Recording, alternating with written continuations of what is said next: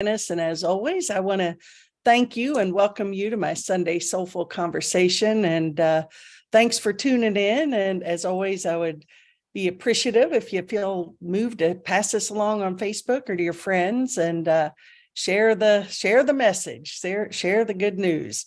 So anyway, just want to again thank you all and welcome you here. I'm here every Sunday, 11 a.m. And also everyone is welcome to join me on my Course in Miracles class Fridays, great group, as well as any prayer requests you may have.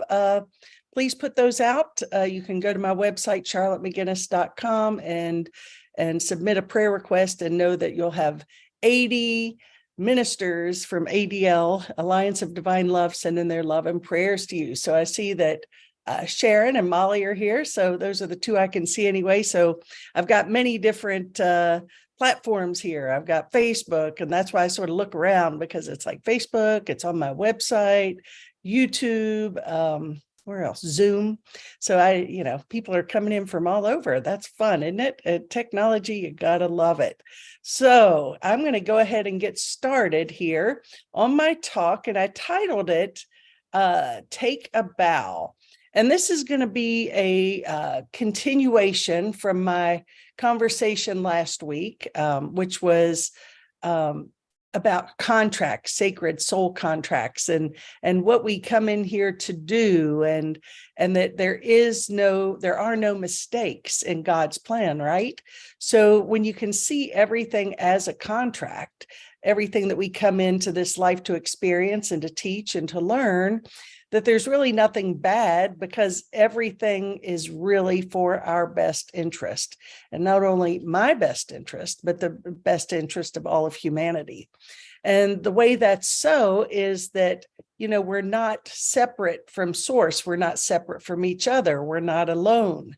So every time I learn my lesson or come here to teach my lesson and support someone else in learning their lessons, we're all lifted in that process, because vibrationally, because we all in truth are energy beings, we're beings of light, of energy, of love.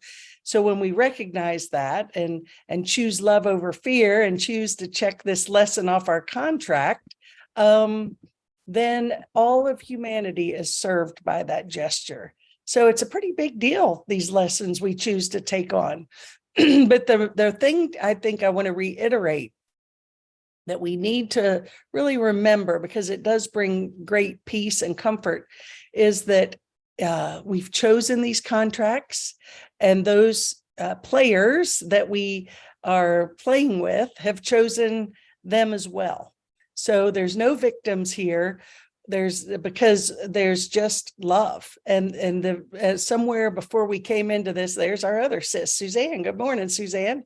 Anyway, before we came into this body, into this earth, that we've made this, I sort of envision this, that we just have a little conversation, maybe over a cup of coffee or glass of wine, what have you, and we're discussing, okay, what are we going to do this time, and what lesson do you want to learn? Well, how about forgiveness at a deeper level? Well, how about I do this horrific act and play this awful role? Okay, that sounds good. Well, are you sure? Because it's going to seem awful, and it's going to seem painful, and it's going to look ugly. But are you sure you're ready for that? Yep, I really want to learn this lesson. I want to learn this lesson so that I can raise up my vibration, that I can let in more light, that I don't have to be afraid anymore.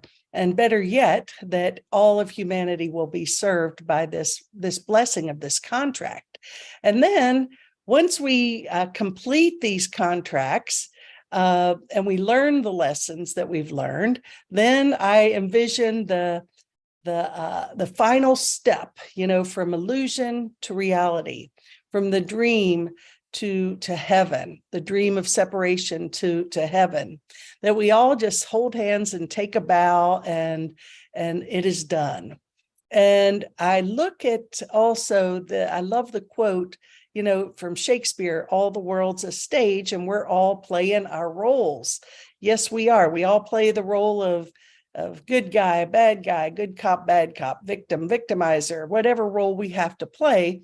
And it's all in love. So when we get that, It takes a lot of the pressure off. So life purposes, lessons, all those contracts continue on till we get it. So as they say, as long as we're in the body on this planet Earth, living in this dream, we haven't completed our mission yet. I also wanted to talk about how this is not only an opportunity for my healing, but an opportunity to heal all of humanity, and the magnitude of what that is and how big that really is. Because often these contracts, these players that come in and out of our life, and I know we've all had lessons. I mean, we've all had painful lessons. We've had lessons of loss, betrayal, mistrust, misunderstandings, all of these lessons that have come into our experience. And they are, as I said, they're there for a wholly higher purpose. And if we don't allow ourselves to recognize those as a blessing and as a gift, and biggest yet, an opportunity, they will continue to play themselves out. Now, I'm going to jump forward. Yesterday, I had Ellen and I have gotten into, we've met a wonderful healer up here in Hendersonville recently, and just really have a great connection with her. She's terrific. She does this work called, well, all kinds of things, but it's called BEST, BEST. It's an acronym. And don't ask me what it is, bioenergetic system. I don't know. Anyway, it's about really getting to the core issues of everything and releasing those. And interestingly enough, she speaks about this book written by Dr. Sue Morter, and this is all her work really that she's compiled over the years, and it's powerful work. I don't want to go into too much of it, but what part of this process is that you take a piece of paper and you write down on one of them all of the people that you still have a little charge with. You write those down and you number them.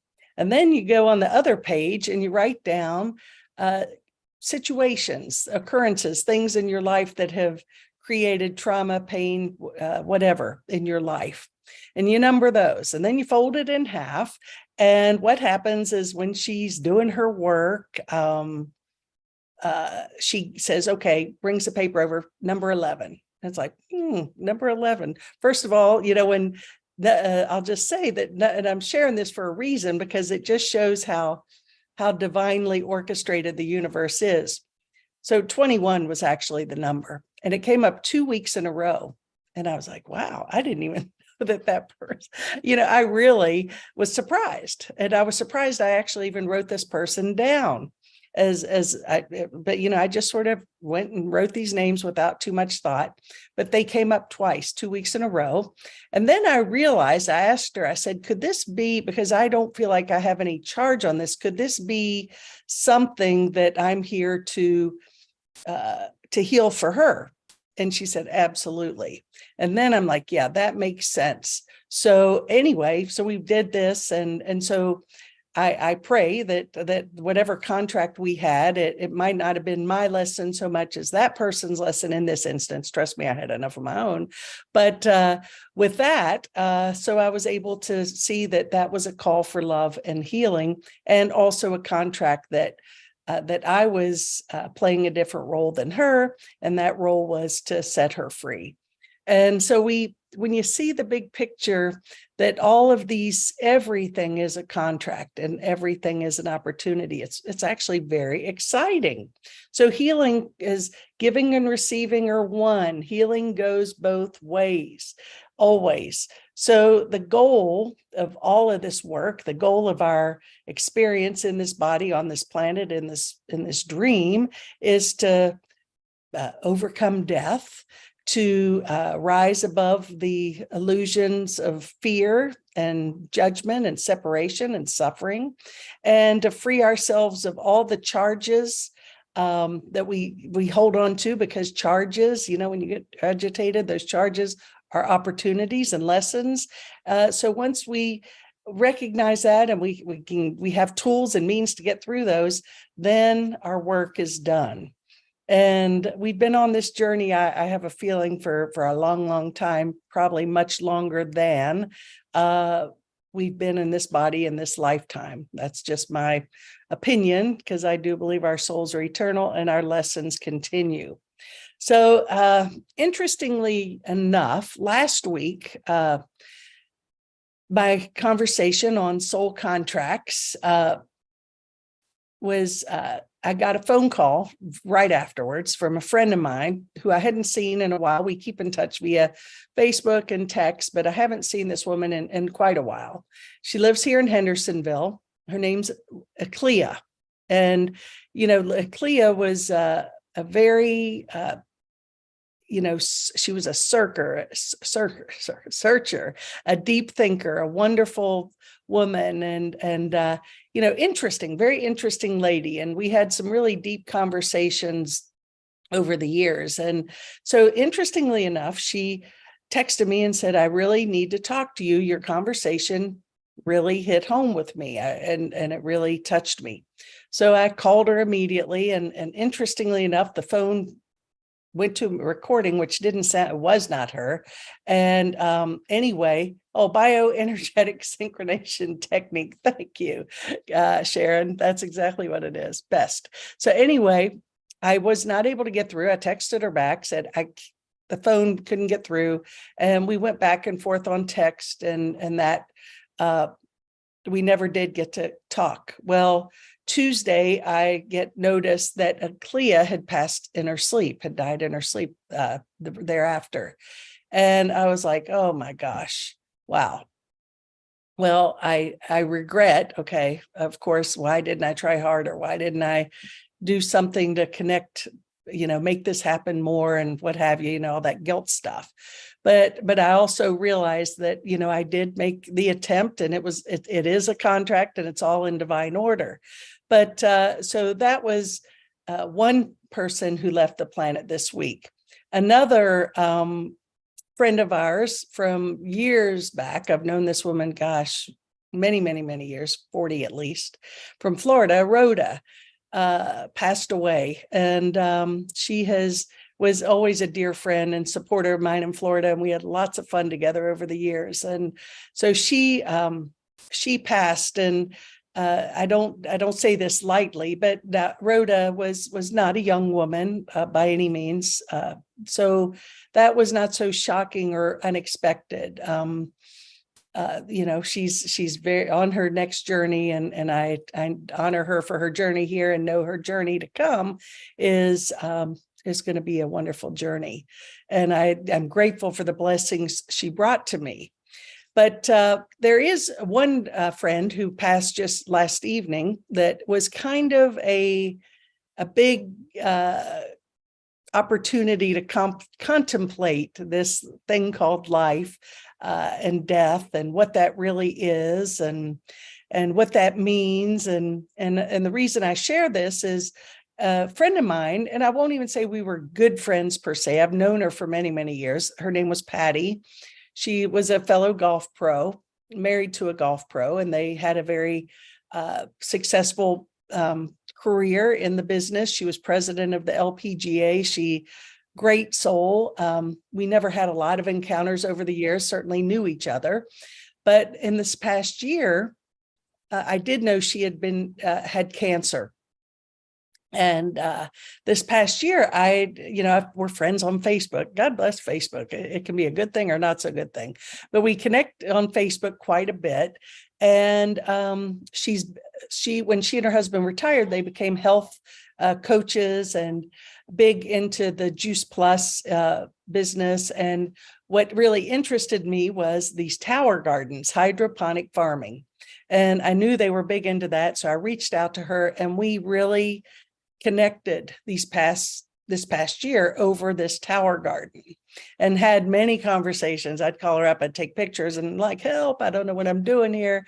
And she was very health oriented, and we made a great connection over the years. And we talked about God, and we talked about all sorts of things. And Patty, the reason I bring this up is, well, because she was a beautiful spirit and loved by people beyond your imaginings. I mean, talk about somebody who left a big light, imprint of light on the planet. That would be Patty. She did everything right. In other words, when we hear this, how many of us are chasing life, right? And we want to eat right. We want to do the supplements. We want to do the healings. We want to live as long as we can. And we want to be healthy. And we want to all this stuff. And that's natural and normal, right? And we all play that game. And Patty, as far as a mental attitude, the best. Faith, unshakable. Diet, supplements, nutrition, knowledge of that arena, knew it all. 62 years old, has made her journey home. So, sometimes it's like, why? What'd she do wrong? Why? Because I think we can sometimes think that we've lost the battle or that somehow we could have done more. But what I recognize with this beautiful spirit, that her contract was beyond complete. She had, dotted her I's, crossed her T's, had actually done everything she had come here to do with grace, love, and healing, and the greatest degree of light in everything she did. So I commend her and appreciate her for so much of what she brought into my life and into the lives of so many. And may we all be so inspired by her that we choose to walk a path like she did on this planet. And I really understand that the journey is, complete when it's complete. The contract is complete when it's complete. And I got that with her. So yes, I grieve. I'm sorry for the I don't have the opportunity to call and ask questions about the Tower Garden or check in and say hi or what have you. But I know, just at such a deep level that she is flying free now, free of pain, free of suffering. I really got that at a deeper level. So for that is a great gift. Interestingly enough, yesterday, the Tower Garden, Ellen walked out and it was all of our green plants, our lush green plants were being attacked by little teeny bugs. And I was like, oh, dang, Ellen was upset. I was like, so Molly, my sister, went out there and cut it all the plants out. We were starting over today. So I timed this and I knew when that happened, I said, this has something to do with Patty. This is like a letting go of this and renewal. And so it was kind of weird what I felt when that happened, but I know that to be the truth. So after this conversation, I will be with Ellen and Molly going out with the hose, taking the Tower Garden, disinfecting it, cleaning it, and starting it over. Rebirth, renewal, restoration. So I do love how the universe reflects back to us beautiful things. And there's little messages always available if we just open ourselves up to listen. Well, I love this quote. I don't see death as the end. I see our souls as eternal. I know that we learn our lessons and we move on, and our lessons just happen somewhere else, I would suspect, whatever that is. And the book, Tuesdays with Maury, written by Mitch Albom years ago, the terrific book. I don't want to go into that. I could go down that rabbit hole, but I won't. But Mitch in the book says, death ends a life, not a relationship. And I really think that is something to ponder and take into our hearts, because although it's not our bodies that join us, but rather our hearts and our souls. And the relationship continues for eternity. So my point is, continue the conversation. These people are here. They're sitting on our shoulders. They're guiding us. They're all around us if we just open ourselves up to receive that and know that. And that's why I think some people have the gift of mediumship to be able to see things maybe we can't see, but I do think it's very real. And And so we're always being supported. So the body may be gone, but the relationship is eternal. Well, on to a little funky part of the conversation here. I don't know about you guys, but Ellen and I, me more than Ellen, I think, were totally like enthralled. I was like addicted to the HBO series Succession. I'll admit it.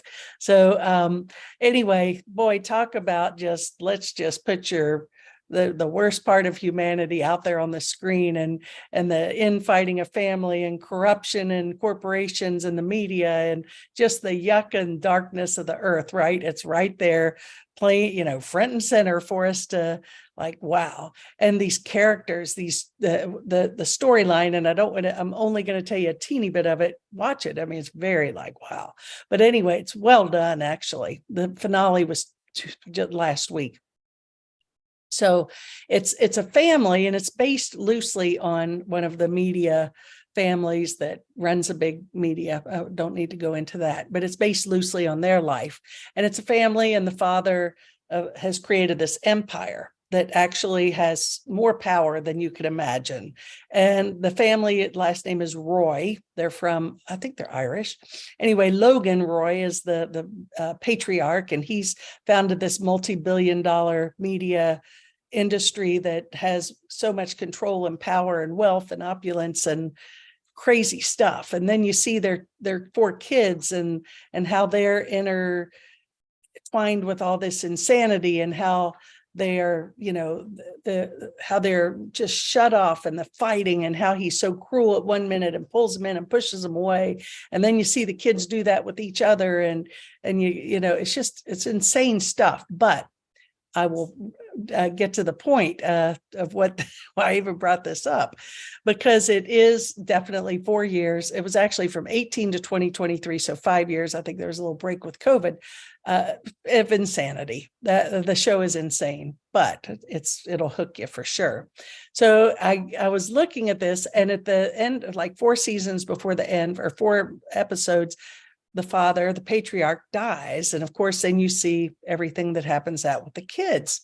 And it was very interesting, because the ending was very surprising, but very cool. I mean, how they did it. And I don't want to spoil it for anybody, but I was like, wow.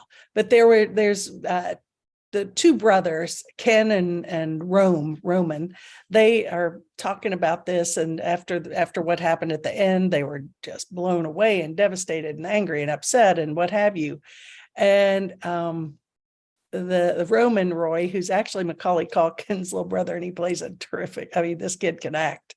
Anyway, he is just putting after this happened, here they are, these billionaire kids, all this power, and then gone.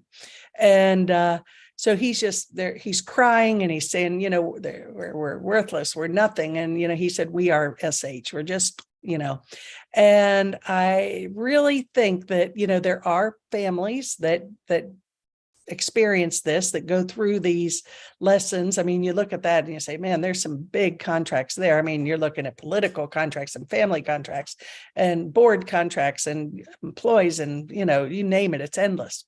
And so big time contracts, some people come in to play those roles. But here they are. The whole thing that I got from this was that at the end, after all of this, identity, okay, this is really where it's going, identity, external identity with the power and the money and the prestige and the power that they had, that once that was taken away, stripped down, we're all the same. And it doesn't matter, they played that role, but were they any happier? Not at all. They really didn't have a life. So I would suggest that we all have lessons. Don't get caught up in the small stuff, all these false identities, these idols, these ego yearnings that we think are going to bring us joy and happiness and peace. And yes, it's fine to have goals and to accomplish things and to have things, of course. But if we identify with those and get those, allow those to take us over, then we won't be able to fully embrace the gifts and the blessings of of those life lessons.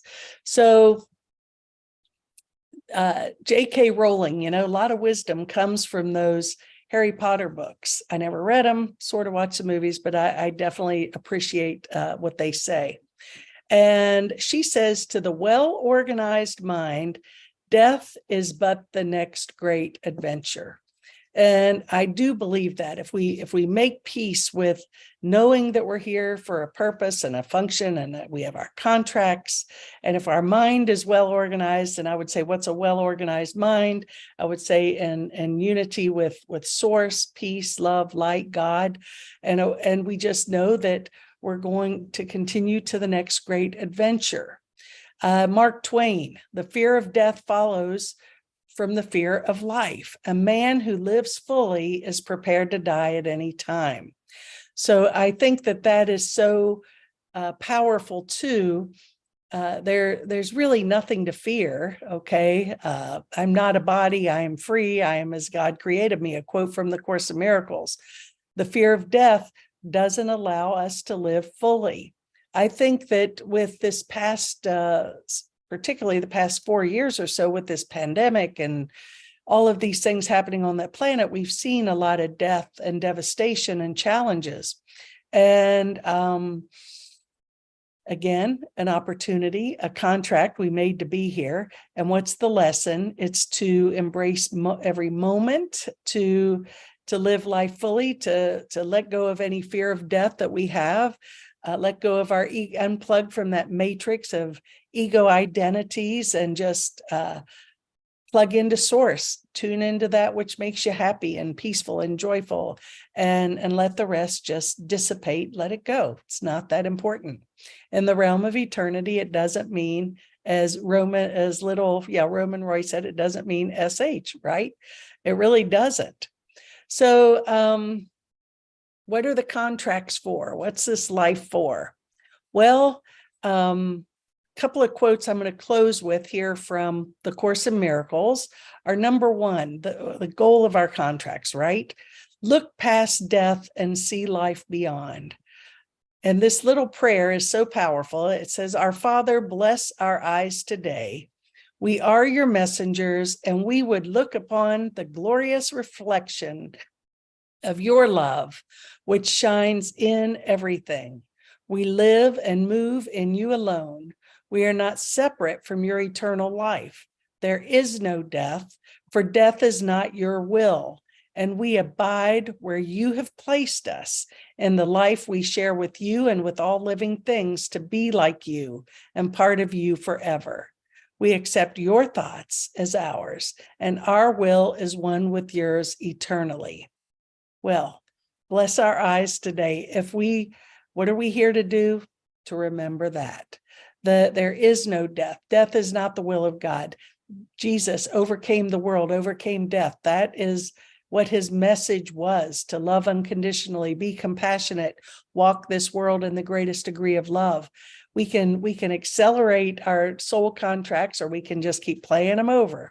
And it's like they say in delay is meaningless in eternity, but tragic in time. Well, you want to keep playing those contracts. It's like, yeah, well, it gets tiring after a while. And I'm not saying let's all just leave our bodies. I would love to be here as long as I can in a happy, healthy body and enjoy the illusion. But I want to live this illusion, live this life from a place of meaning and love and purpose, rather than identity and external searching. So I want to live from a greater degree of love. And I will close with this quote, and I think it's so powerful. "You do not walk alone. God's angels hover near and all about. His love surrounds you, and of this be sure, that I will never leave you comfortless.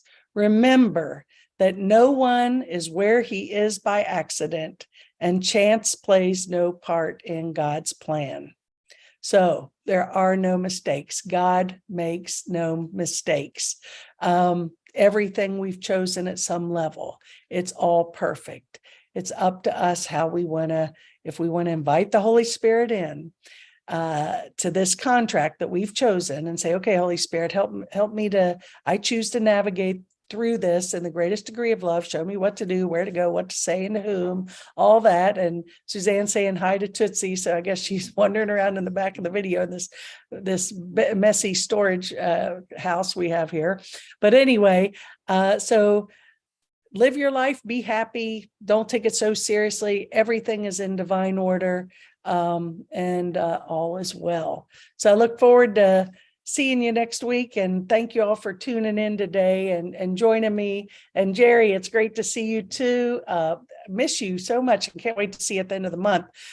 Jerry, our decorator, said she would have our house ready because I said, my friend Jerry's coming in and I want this house ready. And she said, okay. So we'll see. You may be the little push that we needed. So that being said, thanks everybody. Great to see you, and see you next Sunday. Have a great week. Namaste.